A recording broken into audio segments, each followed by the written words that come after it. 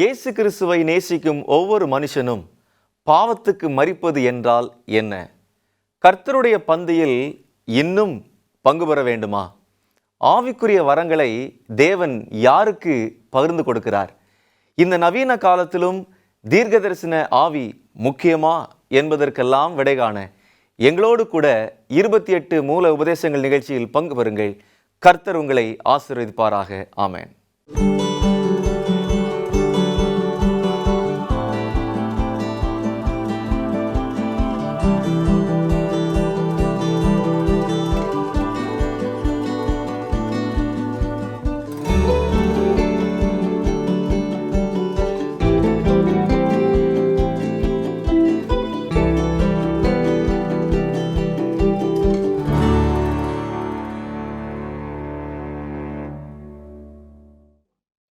உலகளாவிய hope TV நேயர்களுக்கு கிறிஸ்துவின் நாமத்தினாலே வாழ்த்துக்களை தெரிவித்துக் கொள்கிறேன். மீண்டுமாக இந்த நன்னாளில் 28 மூல உபதேசங்கள் நிகழ்ச்சியின் வழியாய் உங்களை சந்திப்பதில் மிகுந்த சந்தோஷம். கடந்த முறை ஆவிக்குரிய வரங்களையும் ஊழியங்களையும் குறித்து நாம் பேசினோம். இந்த நாளிலும் அதன் தொடர்ச்சியாக நாம் படிக்க போகிறோம். இந்த நாளின் நிகழ்ச்சியை சிறப்பிக்கத்தக்கதாக நம்ம மத்தியில் போதகர் சார்ல்ஸ் அவர்களும் போதகர் ஜாஷுவா அவர்களும் வந்திருக்கிறார்கள். அவர்களை வரவேற்று வாங்க நிகழ்ச்சிக்குள்ளாக போகலாம். பாஸ்டர் தோத்திரம். பாஸ்டர் தோத்திரம். மீண்டுமாக இந்த நிகழ்ச்சியில் உங்களை சந்திப்பதில் மிகுந்த சந்தோஷம். கடந்த முறை நாம் சந்தித்த போது ஆவிக்குரிய வரங்களையும் ஊழியங்களையும் என்கிற அந்த கோட்பாடை 17வது கோட்பாடை நாம் பேசி வந்தோம். இந்த நாளிலும் நாம் தொடர்ச்சியாக படிக்க போகிறோம். ஆவிக்குரிய வரங்கள் என்றால் என்ன, அது யார் கொடுத்தது, அது எதற்காக கொடுக்கப்பட்டது என்பதையெல்லாம் நாம் பேசி வந்தோம். இந்த நாளிலும் பாஸ்டர் ஜோஷுவா முதலாவது காரியமாக இந்த ஆவிக்குரிய வரங்கள் அல்லது தேவன் அவருடைய விருப்பத்தின்படி கொடுத்திருக்கிற தாளந்துகளையோ அல்லது வரத்தையோ பயன்படுத்தாமல் போகும்போது அதிலிருந்து உண்டாகும் விளைவுகள் என்ன? நிறைய நேரங்களிலே ஒரு சில வரங்கள் அதிகமாக பயன்படுத்தப்படுவதையும் சில வரங்கள் பயன்படுத்தப்படாமல் இருக்கிறதையும் நம்ம தனிநபருடைய வாழ்க்கையிலும் ஊழியங்களிலும் சபையினுடைய வாழ்க்கையிலும் ஊழியங்களிலும் நாம் பார்க்கிறோம். இந்த ஒரு நபருடைய வரத்தை அல்லது இந்த ஒரு குறிப்பிட்ட வரத்தை செயல்படுத்தாமல் இருப்பதினாலே என்ன பிரச்சனை, மற்ற வரங்கள் நன்றாக செயல்படுத்தப்படுகிறதே என்று நாம் நினைப்போம் என்றால், இதை நாம் புரிந்து கொள்ளும்படியாக 1 கொரிந்தியர் 12ஆம் அதிகாரத்திலே ஒரு அழகான எடுத்துக்காட்டை பவுலார் மூலமாக ஆண்டவர் நமக்கு தருகிறார். நம்முடைய சரீரத்தினுடைய எல்லா அவயவங்களையும் பற்றி குறிப்பிட்டு, ஒரு உறுப்பும் மற்றொரு உறுப்பு அவசியமில்லை அல்லது சரியாக வேலை செய்ய வேண்டாம் என்று நினைக்கவே முடியாது. வேதம் சொல்லுகிறது 15 நம்ம வாசிக்கும் பொழுது, காலானது நான் கையாக இராதபடினாலே நான் சரீரத்தின் அவயவம் அல்லவென்றால் அதனாலே அது சரீரத்தின் அவயவமாக இராதோ. ஸோ இந்த ஒரு வரம் இன்னொரு வரத்தையோ அல்லது ஒரு வரத்தை பயன்படுத்தக்கூடிய நபர் இன்னொரு வரத்தையோ தேவையில்லை என்றோ அல்லது இதை பயன்படுத்த வேண்டாம் என்றோ சொல்ல முடியாது. அப்படி ஒருவேளை நாம் சொல்லுவோம் என்றால் வேதம் சொல்லுகிறது 25வது வசனம், சரீரத்திலே பிரிவினை உண்டாயிராமல் அவயவங்கள் ஒன்றை குறித்து ஒன்று கவலையாயிருக்கும்படிக்கு தேவன் கனத்தில் குறைவுள்ளதற்கு அதிக கனத்தை கொடுத்து இப்படி சரீரத்தை அமைத்திருக்கிறார். ஒரு வரம் இன்னொரு வரத்தை குறித்து கவலைப்படக்கூடியதாகவே இருக்கிறது. ஏனென்று சொன்னால், சரீரத்திலே நமக்கு இருக்கக்கூடிய அவயவங்கள் ஏதாவது ஒன்று காயப்பட்டாலோ அல்லது அது பாதிக்கப்பட்டாலோ அல்லது அது செயல்படாமல் போனாலோ சரீரம் பாதிக்கப்படுகிறது. சின்ன உறுப்பு தானே, போயிட்டு பார்த்து நம்ம யாரும் நினைக்கிறது கிடையாது. அல்லது இந்த உறுப்பு தானே, இந்த அவயவம் தானே, இதை நம்ம அதிகமாக பயன்படுத்துவது கிடையாது, இதை அப்படியே இருந்துட்டு போட்டு நம்ம நினைக்கிறது கிடையாது. நம்ம உடலில் எந்த பாகத்தில் என்ன ஒரு பிரச்சனை வந்தாலும் நம்முடைய சரீரம் பாதிக்கப்படுகிறது என்பதை இதன் மூலமாக பார்க்கிறோம். அதே விதமாகவே ஒரு வரம் பயன்படுத்தப்படாமல் போகும் பொழுது சபையானது பாதிக்கப்படுகிறது. சபை அதன் மூலமாக பாதிக்கப்படுகிறது என்பதை 26வது வசனத்தில் நம்ம வாசிக்கிறோம். ஆதலால் ஒரு அவயவம் பாடுபட்டால் எல்லா அவயவங்களும் கூட பாடுபடும், ஒரு அவயவம் மகிமைப்பட்டால் எல்லா அவயவங்களும் கூட சந்தோஷப்படும். எனவே எந்த வரத்தையுமே பயன்படுத்தாமலோ அல்லது பயன்படுத்தக்கூடாது என்றோ நாம் சொல்லவும் முடியாது, செய்யவும் முடியாது. அப்படி செய்யும் பொழுது சபையில் கடுமையான பாதிப்புகள் இருக்கும் என்பதை இந்த எடுத்துக்காட்டின் மூலமாக ஆண்டவர் நமக்கு கற்றுக் கொடுக்கிறார். நிச்சயமா, அதாவது தேவன் கொடுக்கப்பட்டிருக்கிற வரத்தையோ அல்லது தாளந்துகளையோ நிச்சயம் பயன்படுத்த வேண்டும். பயன்படுத்தாத பட்சத்தில் சபை பாதிக்கப்படுகிறது. சார்ல்ஸ்னு ஒரு நடைமுறை கேள்வி இதன் ரீதியாக. இப்போது உதாரணத்துக்கு ஒரு மனுஷன் நல்லா பாடுறான், பாடல் பாடுகிறான், அல்லது நல்ல வேதம் வாசிக்கிறான், நல்ல வியாக்கியானம் செய்கிறான், இல்லை பிரசங்கிக்கிறான்னு வச்சுக்கோங்களேன். இப்போ அந்த தாளந்தை, அந்த வரத்தை சரியாக அவன் பயன்படுத்தாத பொழுது தனிப்பட்ட வாழ்வில் ஏதாகிலும் விளைவுகள் உண்டாகுமா? தனிப்பட்ட வாழ்க்கையில் ஆண்டவர் கொடுத்த தாளந்தை அல்லது வரத்தை புதைத்து வைக்கிறதுனால் ஆபத்து என்பதை ஆண்டவர் காண்பிக்கிறார். வரத்தை ஆண்டவர் ஏன் கொடுக்கிறார்னா, அது செயலாற்றப்பட வேண்டும், தேவனுடைய நாமத்தின் மகிமைக்காக செயலாற்றப்பட வேண்டும். இதில் 2 விஷயத்தை நம்ம புரிஞ்சுக்கணும். புதைத்து வைத்தாலும் ஆக்கினை தீர்ப்பு, அதை தவறாக பயன்படுத்தினாலும் ஆக்கினை தீர்ப்பு. தேவனுடைய நாமத்தின் மகிமைக்காக பயன்படுத்தும் பொழுது இன்னும் வரங்களை ஆண்டவர் கூட்டி கொடுக்கிறார் என்பதை நாம் புரிந்து கொள்ள வேண்டும். எவ்வளவுக்கு அதிகமாக நம்ம ஒரு தாளந்தை அல்லது வரத்தை நாம் பயன்படுத்துகிறோமோ அதை இரட்டிப்பாக்குறதற்கு ஏதுவான பலனை ஆண்டவர் கொடுக்கிறார். நமக்குள்ள தாளந்துகளை ஆண்டவர் ஊற்றுகிறார் ஆவியானவர் மூலமாக. அந்த ஒரு தாளந்தை நாம் முழுமையாக பயன்படுத்தும் பொழுது இன்னும் அதிகமாய் நாம் உற்சாகத்திலே இருக்கிறதற்கு ஏதுவாக ஆண்டவர் மற்றும் தாளந்துகளை நமக்கு ஆவியானவர் மூலமாக கூட்டி கொடுக்கிறார் என்பதில் எந்த சந்தேகமும் இல்லை. நிச்சயமா. அப்படியானால் நம்ம இப்போ பாடல் பாடிக்கிட்டு இருக்கோம் அப்படின்னு சொன்னால் தேவன் நம்ம இன்னும் அதிகமாக பயன்படுத்த சித்தமாக இருக்கிறார். நாம் பயன்படுத்த நாம் அவருக்காக அதிகமாய் பயன்படுகிறோம். இன்னும் ஒரு கேள்வி பாஸ்டர், இப்போ இந்த ஆவிக்குரிய வரம் ஒரு மனிதனுடைய வாழ்க்கையில் வேதத்தில் இதற்கு முன்பதாக பல வரங்களை நாம் பார்த்துருக்கிறோம். பல வரங்கள் உண்டு, வித்தியாசங்கள் உண்டுன்னு பார்த்துருக்குறோம். இப்போது ஒரு மனிதனுடைய வாழ்க்கையில் எல்லா வரங்களையும் அவனுடைய வாழ்நாட்களில் அனுபவிப்பானா? அதை நம்ம உறுதியாக சொல்ல முடியாது. ஏன் அப்படின்னா, வரங்களை ஆண்டவர் பகிர்ந்து கொடுக்கிறார். எல்லாருக்கும் எல்லா வரத்தையும் ஒரே நேரத்தில் கொடுக்கறதும் இல்லை. அதை பகிர்ந்து கொடுக்கிறார். இந்த விஷயத்தை பவுல் கொரிந்து பட்டணத்தார் புரிந்து கொள்ளும்படியாக செய்கிறார். அதை 1 கொரிந்தியர் 12ஆம் அதிகாரத்தில் அவர் சொல்லும் பொழுது கேள்வி கேட்டு அவங்களோட பேசுகிறாரு. அதுக்கு முன்னாடி 28ஆம் வசனத்தில், தேவனானவர் சபையிலே முதலாவது அப்போஸ்தலர்களையும், 2வது தீர்க்கதரிசிகளையும், 3வது போதகர்களையும், பின்பு அற்புதங்களையும், பின்பு குணமாக்கும் வரங்களையும், ஊழியங்களையும், ஆளுகைகளையும், பலவித பாஷைகளையும் என்ன பண்ணார், ஏற்படுத்தினார் என்று சொல்லுகிறார். அப்படியே பேசிகிட்டே வரும்போது இப்போ அவங்க கிட்ட கேட்குறார், கொரிந்து பட்டணத்தார்கிட்ட, எல்லாரும் அப்போஸ்தலர்களா அப்படின்னு ஒரு கேள்வி கேட்டால் இல்லை தான் பதில். அதே போல் எல்லாரும் வரங்களை உடையவர்களா அப்படின்னா, குணமாக்கும் வரங்களை உடையவர்களா அப்படின்னா எல்லாருக்கும் குணமாக்கும் வரம் இருக்கா? இல்லை. இப்படி அவர் அநேக கேள்விகளை கீழே கேட்டு வருகிறதை நாம் பார்க்கிறோம். எல்லாரும் அந்நிய பாஷைகளை பேசுகிறார்களோ, எல்லாரும் வியாக்கியானம் பண்ணுகிறார்களோ, இப்படி இருக்க முக்கியமான வரங்களை நாடுங்கள் என்று சொல்லுகிறார். அப்போது ஒரு வரத்தை நம்ம ஒரு இடத்துல இருக்கிறோம், இந்த வரம் இருந்தால் நமக்கு நல்லா இருக்கும் அப்படின்னு ஒருவேளை நம்முடைய மனதிலே தோன்றினால் அதை குறித்து நாம் ஜெபித்து அந்த வரங்களுக்காக நாட வேண்டும். நாடுகிற ஒரு அனுபவத்தை ஆண்டவர் நம்மிடத்தில் கொடுத்திருக்கிறார். ஆனால் சித்தம் கொண்டு ஆவியானவர் அதை நமக்குள்ளாக கட்டளையிடுகிறார் அல்லது ஊற்றுகிறார் என்று நாம் பார்க்கிறோம். அந்த வரத்தை கொடுக்கிறவரும் ஆவியானவரே, அந்த வரத்தை நமக்குள்ளாக வல்லமையாய் செயலாற்றுகிறவரும் அவருடைய ஆவியானவரே என்பதை நாம் அறிந்து கொள்ளுகிறோம். நிச்சயமா பாஸ்டர், தொடர்ந்து பேசுவோம் ஒரு சிறிய இடைவேளைக்கு பிறகு. நேயர்களே, ஒரு சிறிய இடைவேளைக்கு பிறகு மீண்டும் நிகழ்ச்சியை தொடர்கிறது, காத்திருங்க.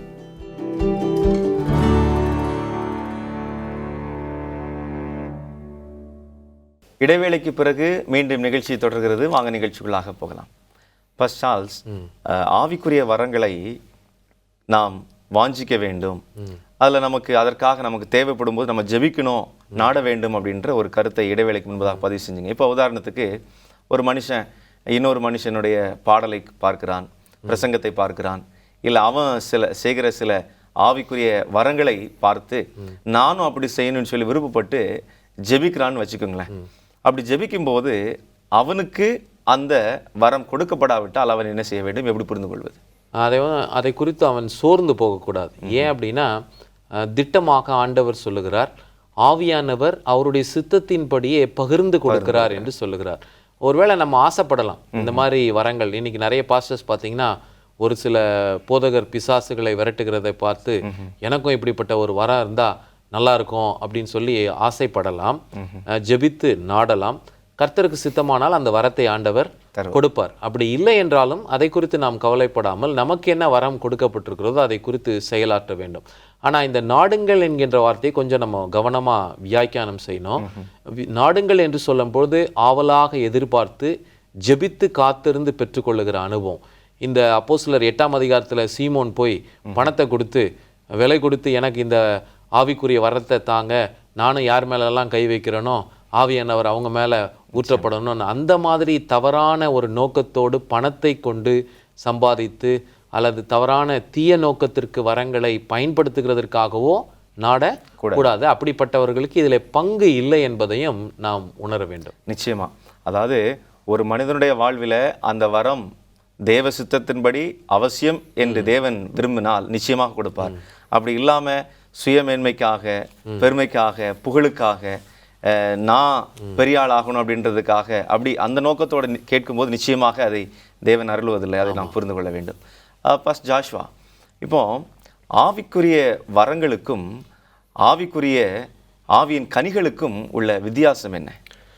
இந்த ஆவியின் வரங்கள், ஆவியின் கனி, நிறைய நேரங்களில் வந்துட்டு இரண்டுக்கும் வேறுபாடு இருக்கிறதா இல்லையா என்று யோசித்து பார்ப்பதே கிடையாது. என்ன நோக்கத்திற்காக ஆண்டவர் இதை சொல்லியிருக்கிறார் என்று நம்ம புரிந்து கொண்டால் இது இரண்டுக்கும் இருக்கக்கூடிய வித்தியாசம் நமக்கு தெரியும். இதில் எது மிகவும் முக்கியமானது என்பதையும் நாம் அறிந்து கொள்ள முடியும். இந்த ஆவியின் வரங்களை குறித்து நாம் வாசிக்கும் பொழுது 1 கொரிந்தியர் 12:7 சொல்கிறது, ஆவியினுடைய அனுகிரகம் அவனுடைய பிரயோஜனத்திற்கென்று அளிக்கப்பட்டிருக்கிறது.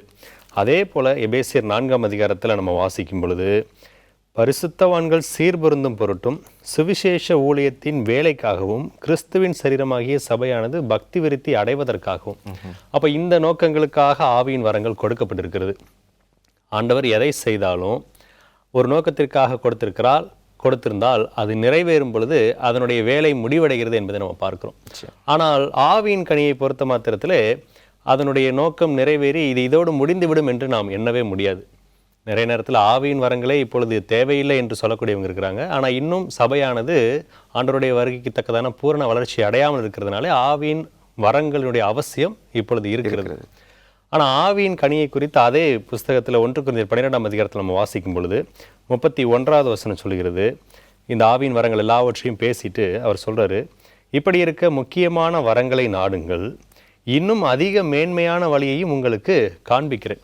அப்போ இது எல்லாம் முக்கியமான வரங்கள், ஆவியின் வரங்கள் எல்லாத்தையும் சொல்லிட்டு இதோட இல்லை, இதிலும் மேன்மையான வழியை காண்பிக்கிறேன்னு சொல்லிட்டு 13ஆம் அதிகாரத்தில் வாசிக்கும் பொழுது முழுக்க அன்பை குறித்து பேசுவார். ஆண்டவருடைய 2ஆம் வருகையிலே நம்ம பூரண புருஷராகும் போது இந்த ஆவியின் வரங்களுக்கான அவசியம் இல்லாமல் போகிறதை நாம் பார்க்கிறோம்.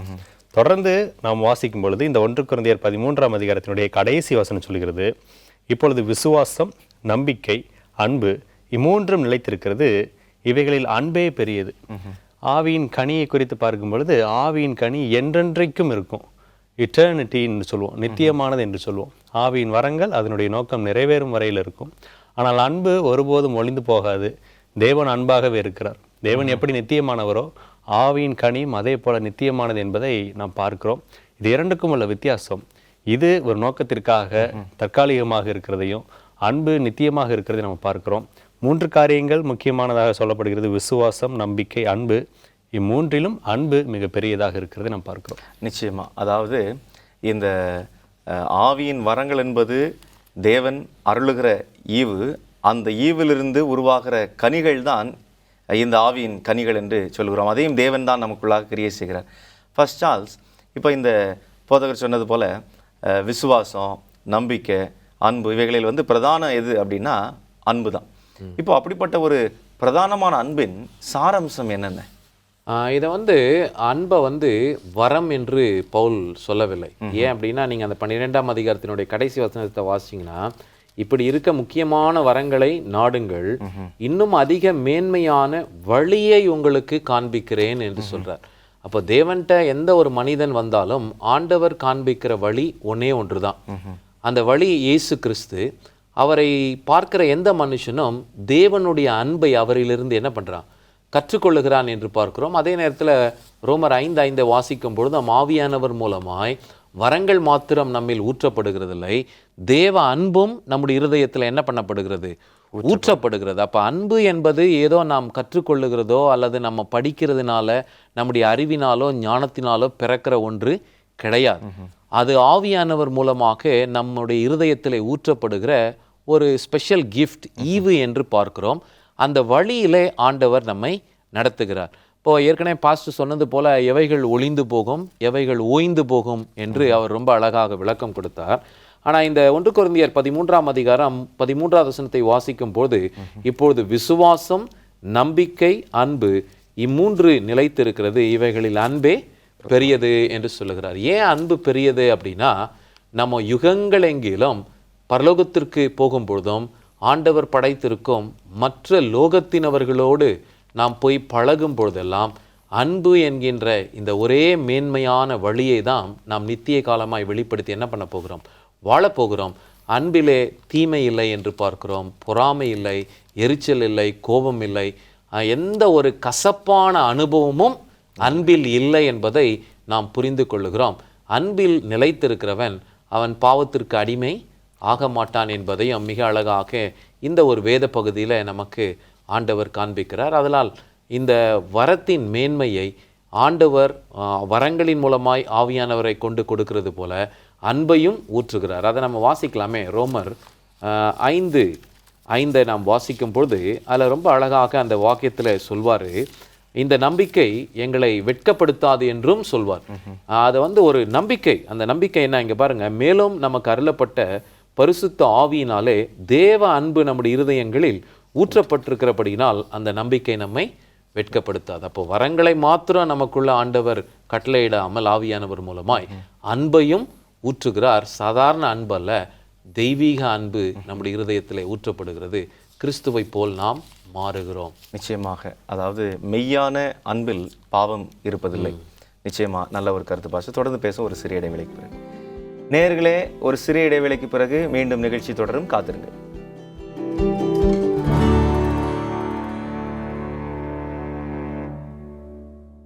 இடைவேளைக்கு பிறகு மீண்டுமாக நிகழ்ச்சி தொடர்கிறது. வாங்க நிகழ்ச்சிக்குள்ளாக போகலாம். பாஸ்டர் ஜாஷ்வா, உங்களுக்குரிய கேள்வி, ஒற்றுமைக்கும் ஆவிக்குரிய வரங்களுக்கும் உள்ள தொடர்பு என்னென்ன? நாம் இதை எங்கெல்லாம் ஆவிக்குரிய வரங்கள் பயன்படுத்தப்பட்டிருக்கிறதோ அங்கெல்லாம் பார்க்க முடியும். நம் உதாரணத்துக்கு பெந்தேகோஸ்தே என்ற நாள் வந்தபோது அவர்கள் எல்லாரும் ஒருமனப்பட்டு ஓரிடத்தில் கூடியிருந்தார்கள் என்று நம்ம பார்க்கிறோம். அந்த இடத்திலே அவர்கள் எல்லாரும் மேலும் ஆவியானவர் அருளப்பட்டார் என்று வேதம் சொல்கிறது. இந்த கருத்தை பவுலார் பல இடங்களிலே வலியுறுத்துகிறார்.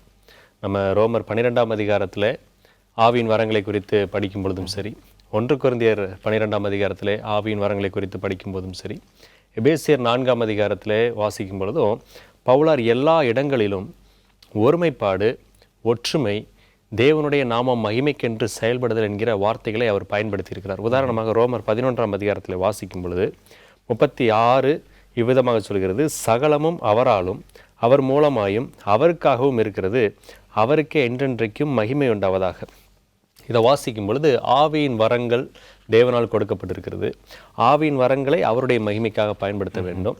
அவருடைய சரீரத்தின் அவயவங்களாக நாம் இருக்கிறோம் என்பதை தொடர்ச்சியாக நம்ம வாசிக்கும் பொழுது எந்த ஒரு இடத்திலும் யாரும் இந்த வாரம் முக்கியமானது, இந்த வாரம் முக்கியம் இல்லாதது, இந்த வரத்தை இப்படி பயன்படுத்தணும், இந்த வரத்தை இப்படி பயன்படுத்தக்கூடாது என்று சொல்ல முடியாது. எல்லா வரங்களும் தேவனுடைய சரீரத்தை பலப்படுத்துவதற்காக, தேவனுடைய சபையின் வளர்ச்சிக்காகவே கொடுக்கப்பட்டது. மீண்டும் நம்ம நம்முடைய சரீரத்தினுடைய எடுத்துக்காட்டுக்கு தான் போகணும். இந்த சரீரத்தில் நம்ம ஏற்கனவே பார்த்தோம், ஒரு அவயவம் பாடுபட்டால் எல்லா அவயவமும் அதோடு சேர்ந்து பாடுபட வேண்டும் என்று ஆண்டவர் சொன்னார். ஒற்றுமைக்கு ஒரு சிறந்த எடுத்துக்காட்டாக மீண்டும் அந்த 1 கொரிந்தியர் 12ஆம் அதிகாரத்தில் நம்ம வாசிக்கும் பொழுது 16வது வசனம் சொல்கிறது, காதானது நான் கண்ணாய் இராதபடினாலே நான் சரீரத்தின் அவயவம் இல்லவென்றால் அதனாலே அது சரீரத்தின் அவயவமா இராதோ. 21, கண்ணானது கையை பார்த்து நீ எனக்கு வேண்டுவதில்லை என்றும் தலையானது கால்களை நோக்கி நீங்கள் எனக்கு வேண்டுவதில்லை என்றும் சொல்லக்கூடாது. சரீர அவயவங்களில் பலவீனம் உள்ளவைகளாய் காணப்படுகிறவைகளே மிகவும் வேண்டியவைகளாய் இருக்கிறது. அப்போ இந்த ஒற்றுமை என்பது நம்முடைய சரீர அவயவங்கள் மூலமாக ஆவியின் வரங்களை குறித்தும் அவருடைய அங்கத்தினராக இருக்கக்கூடிய சபையை குறித்தும் ஆண்டவர் தெளிவாக சொல்கிறார். ஆவியின் வரங்களுக்கும் ஒற்றுமைக்கும் உள்ள தொடர்பு என்னன்னு சொன்னால், ஒற்றுமை இல்லாத இடத்தில் ஆவியின் வரங்களுடைய செயல்பாடு குறைந்து போகும். ஆமாம், குறைந்து போகும். நிச்சயமா, அதாவது ஒற்றுமை இருந்தால்தான் அங்கு ஆவியின் வரங்களை மேன்மையாக பயன்படுத்த முடியும்.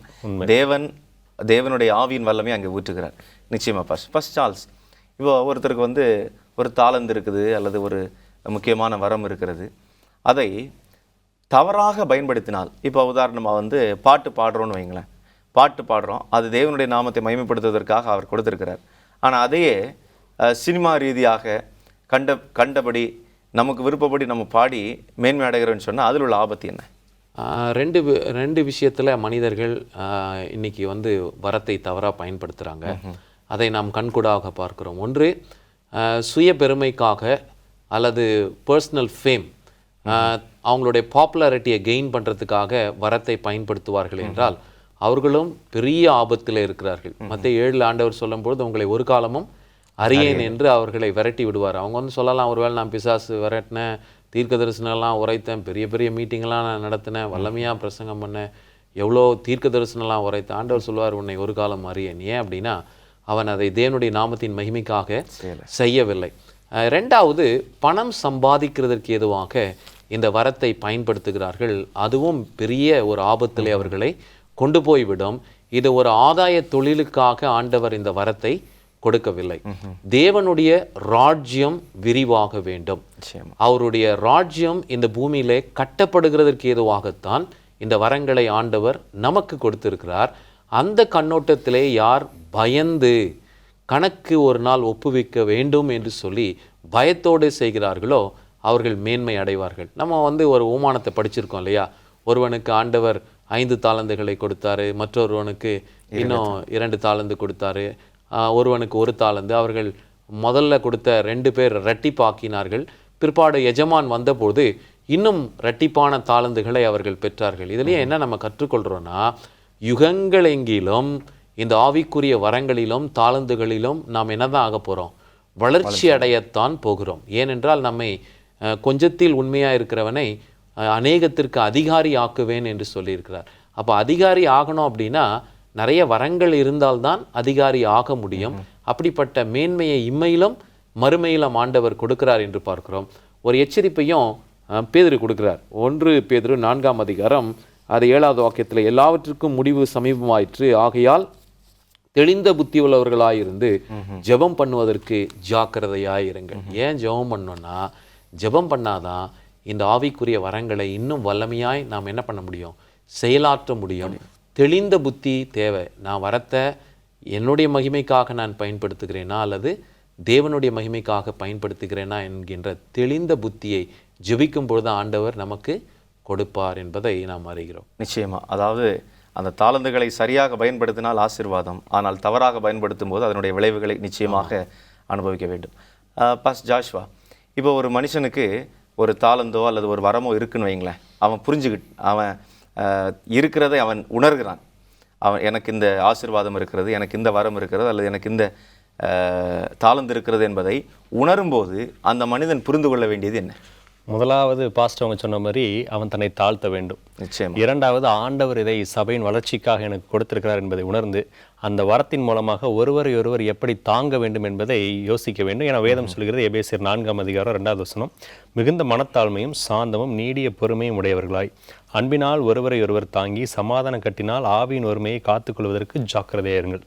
இந்த எண்ணத்தோடு இருந்தால் ஆண்டவர் கொடுத்த அந்த நோக்கத்தை நாம் நிறைவேற்ற முடியும். நிச்சயமா. அதாவது அந்த தாளந்து இருக்கிறது அப்படின்னு சொல்லி மேன்மை பாராட்டுவதில் எந்த ஒரு பிரயோஜனமும் இல்லை. இந்த நாளிலும் நீங்கள் இந்த நிகழ்ச்சியில் எங்களோடு கூட கலந்து கொண்டதற்கு கிறிஸ்துவ நாமத்தில் நன்றிகளை தெரிவித்துக் கொள்கிறோம். நேயர்களே, ஆவிக்குரிய வரங்கள் மனிதகுலத்திற்கு பரலோகத்தின் தேவன் கொடுக்கிற ஒரு ஆசீர்வாதமான ஒன்று. அவைகள் நம்முடைய பக்தி விருத்திக்கும் சபையின் பக்தி விருத்திக்கும் ஏற்ற விதமாக அமைய வேண்டும் என்பதையே தேவன் விரும்புகிறார். உங்களுக்கு தாளந்துகள் இருக்கிறதா?